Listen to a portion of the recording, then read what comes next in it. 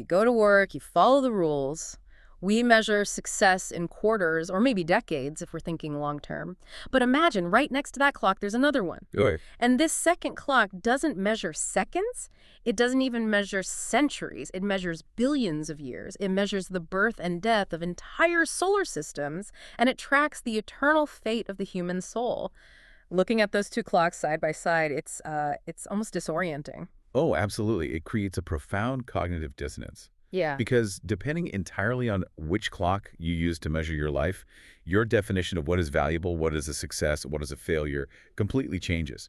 And that clash of realities, that's exactly what we are plunging into today. Welcome to today's deep dive. We are looking at a highly charged, really provocative article published recently on March 16th, 2026. Yeah, in the Journal of Islamic Psychology. Right. And the title itself pulls absolutely no punches. It's titled, Chinese Atheist Government is the Worst, written by Muhammad Raj Abdullah.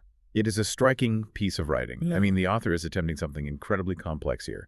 He is taking very deep, ancient Islamic theology and weaponizing it into a fierce geopolitical critique of the modern Chinese state. Specifically regarding their treatment of the Uyghur Muslim population. Yes, exactly. Now, we're looking at a deeply religious, highly political text today.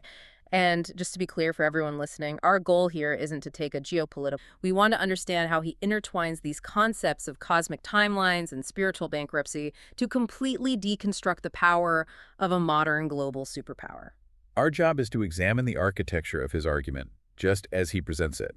And that architecture is vast, beginning far outside the realm of modern politics. Okay, let's unpack this, because the author doesn't start with the Chinese government at all, does he? No, not at all. He actually starts by establishing a baseline, using ancient scriptures to define what a Muslim even is. So establishing the identity first. Right. He grounds his entire argument in the foundational theology of identity. Before he can address what is happening to the Uyghurs in Xinjiang, he has to establish what it means to be a Muslim in the world today. So he begins with the concept of Muhammad as the seal of the prophets. Khatam an-Nabiyyin in Arabic, meaning that prophethood is closed, the door is securely shut. Exactly. There are no new prophets, no new divine revelations coming down to humanity after him. The Quran and the prophets' teachings, the Sunnah, are considered the final, completed guidance. But that presents a problem, right? If the guidance is final and the messenger is gone, what happens next? Well, here is the critical theological pivot the author makes.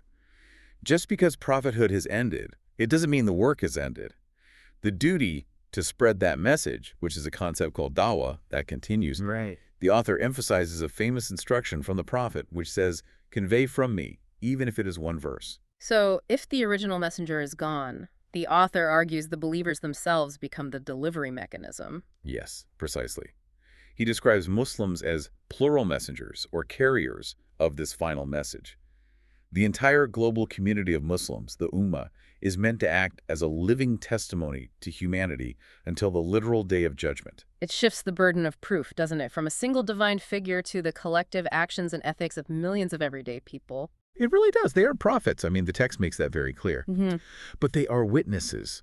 Their very existence, their visible conduct in the world is supposed to be the ongoing living proof of the revelation. You know, I was thinking about it like a grand relay race. The founding coach, the one who drew up the entire playbook and started the race, has left the track. He's not running anymore. Right, he's passed the baton. Exactly. But the race isn't over. Every single runner currently on the track is now holding the baton, and they are responsible for carrying it forward. But wait, let me make sure I'm wrapping my head around this. If this is their theological mandate, how does the author connect this spiritual duty to the modern political situation in China? We went from a peaceful relay race to a geopolitical clash. What's fascinating here is how abruptly the author forces a collision between this elevated spiritual mandate and a brutal earthly reality. He is essentially arguing that if Muslims are the plural messengers to humanity, that means they are the messengers to the people of China. But when these carriers of the message encounter the machinery of the modern Chinese state apparatus, the result is catastrophic. Yeah, the deep dive shifts dramatically at this point from ancient theology to a very stark contemporary geopolitical accusation.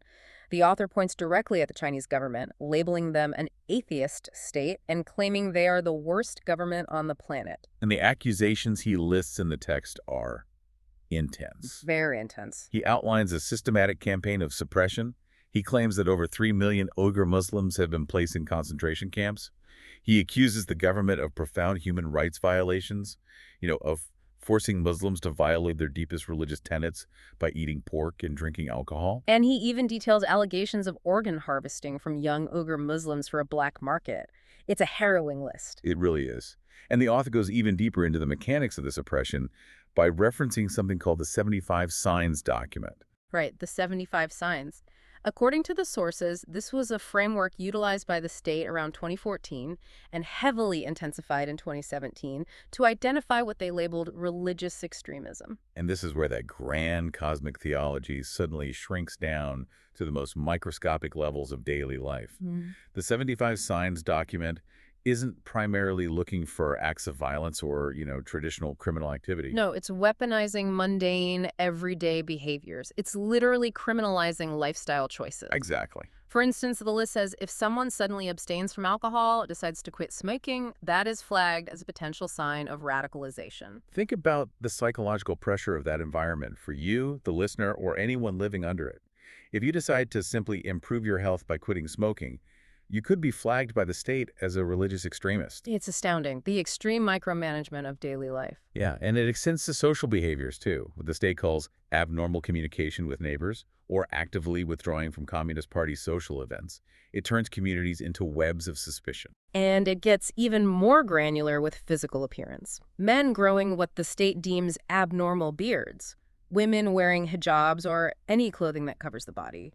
Men wearing short trousers that end above the ankle. It's incredibly specific. It is. And the one that absolutely floored me, wearing a watch on your right wrist instead of your left. I mean, they rebranded basic fashion choices as extremism. It reveals a staggering mechanism of control. Yeah. And you have to add the technological aspect to that list.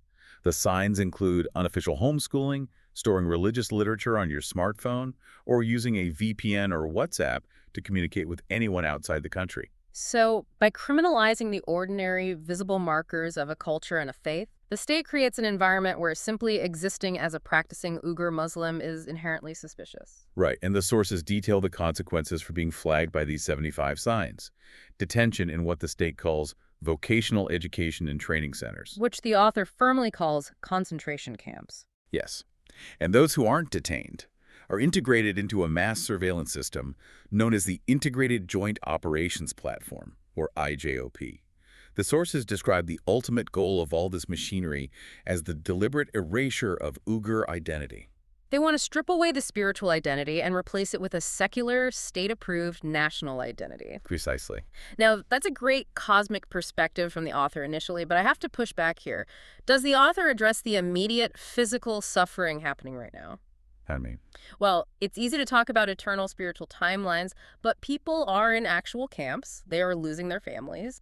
Does he justify that incredibly harsh physical reality or just kind of wave it away? he doesn't wave it away, but he completely overturns the value system used to measure that suffering. He attacks the very foundation of what the Chinese state, and really much of the modern world, considers success or reality. He introduces the deeply embedded Islamic concept of dunya. Dunya, the worldly life. Right. Linguistically, the root of the word dunya means near or low, even lesser. It refers specifically to this temporary material life, as opposed to the eternal hereafter. The akhirah. Yes. The author looks at the immense material wealth, the surveillance technology, and the scientific progress of the Chinese state, and he essentially says, mathematically speaking, it is entirely irrelevant. He actually uses astrophysics to make a theological point, which is wild to me. It is an unexpected pivot for sure. Yeah, he points out that in about 4.5 billion years, the sun is going to expand and swallow the entire solar system, including the Earth.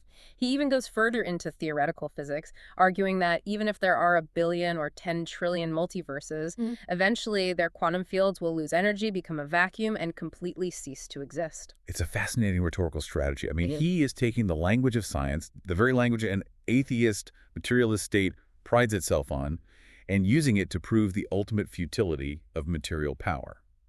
In the face of a dying universe, What is the point of building an empire or a surveillance state? Right.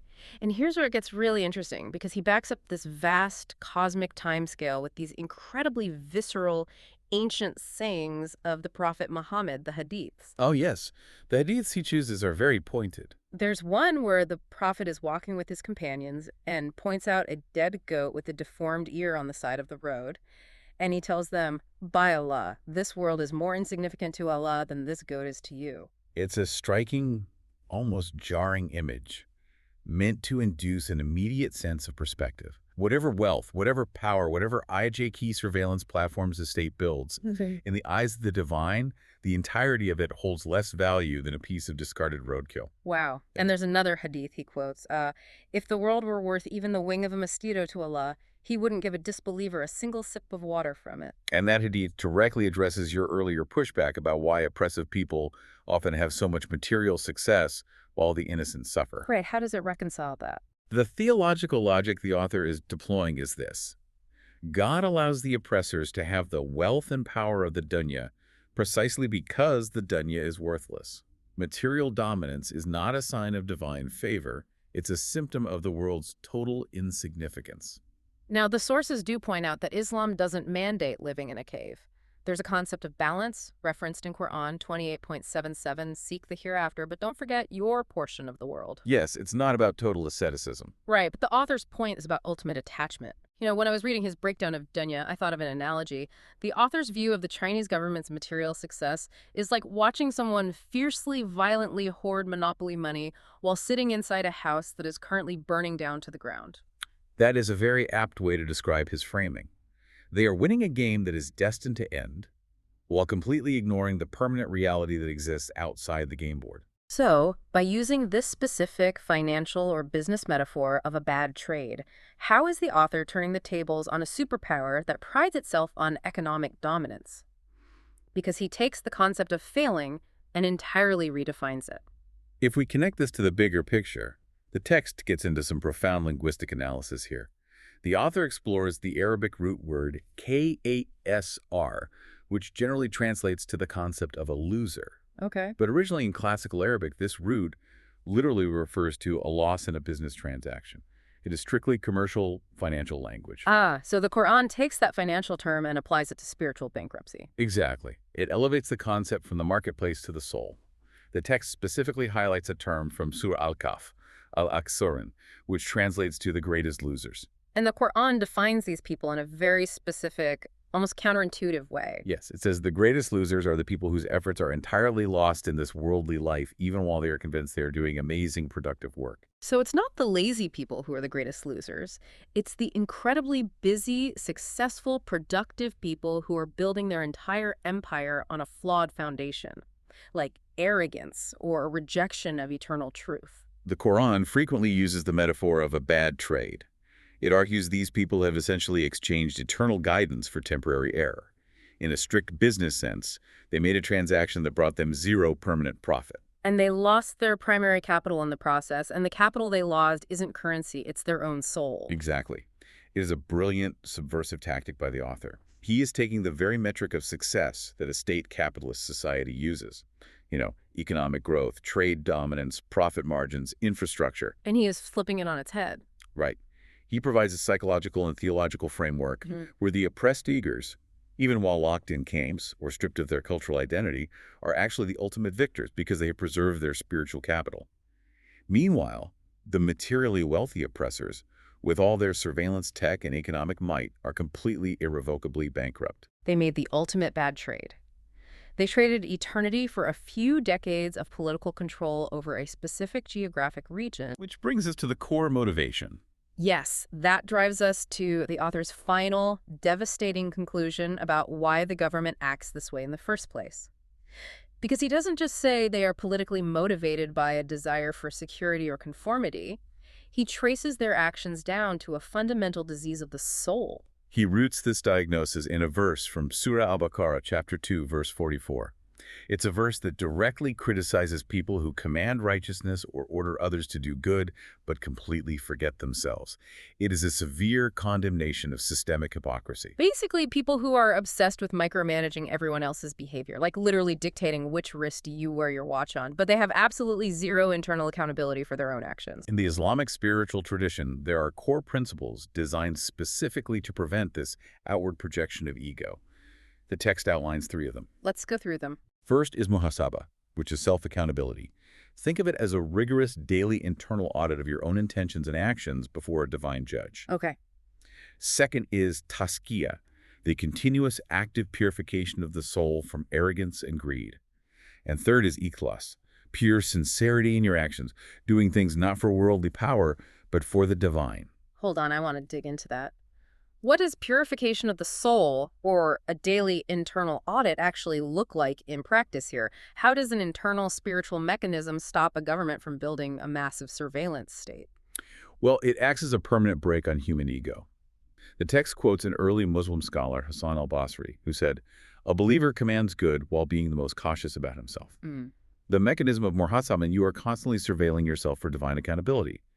If you genuinely believe an all-knowing creator is auditing your every thought and action, you are far less likely to project your ego outward to oppress and control others. You are too busy fixing your own flaws to play God over your neighbors. Right, you have to fix your own house before you go violently policing the neighborhood. But the author's final point is that an atheist state apparatus, by its very definition, completely lacks these spiritual mechanisms. Exactly. He writes, "When you forget Islam, you forget yourselves." He is arguing that without that internal spiritual audit, without muhasabah, a government's ego goes entirely unchecked. And when an unchecked state ego meets absolute technological power, it inevitably becomes capable of the atrocities he listed earlier. He is suggesting that cruelty on this scale is not just a pragmatic policy choice. It is the natural, inevitable byproduct of a forgotten soul. When a system removes the concept of a divine observer, it replaces it with the state observer, like the IJP surveillance platform. But the state observer only demands visible conformity. It does not demand internal morality. Exactly. So what does this all mean? If we step back and look at the entirety of this deep dive, the author has constructed an impenetrable philosophical fortress. He isn't trying to debate the Chinese government on human rights law or international treaties or economic policy. No, he's completely sidestepped that arena. He is using the mechanics of self-accountability, the concept of the soul, and literally the lifespan of the solar system to argue that true power doesn't lie in internment camps or facial recognition cameras. True power and true success lies entirely in the state of one's soul and its relationship to the eternal. It forces the reader to acknowledge that deep geopolitical conflicts are rarely just about land, resources, or border security. At their core, they are often fundamental clashes about the nature of reality itself. He takes a situation where people are arguably at their most powerless, physically and politically, and uses the architecture of theology to declare them the ultimate, undeniable victors. It really is a sweeping, challenging piece of writing. To recap where we've been, we've seen how the source material intricately weaves together the most agonizing, microscopic, everyday realities of the Uyghur Muslims, literally down to the length of a man's trousers or a sudden decision to stop smoking. Right, the mundane details. And he weaves that with vast, incomprehensible cosmic concepts like dunya, the temporary world, and kuzran, ultimate spiritual bankruptcy. It forms a blistering, multi-dimensional critique of the Chinese state. This raises an important question for anyone studying modern global dynamics. When faith and state power collide with such absolute unyielding force, the metrics we usually use to analyze global politics completely break down. And that brings us right back to those 2 clocks we talked about at the very beginning of the show. I want to leave you, the listener, with a final thought to mull over. When you have 2 groups operating on completely different definitions of reality, where one group measures success in decades of economic growth, technological surveillance, and state control, and the other group measures success in billions of years, cosmic decay, and eternal spiritual commerce. Right. Is any true dialogue between them even possible? Or are they simply existing in entirely different universes, speaking languages the other can never, ever understand? It's something to think about the next time you look at a clock. Thank you for joining us on this deep dive. Keep questioning, keep exploring, and we'll catch you on the next one.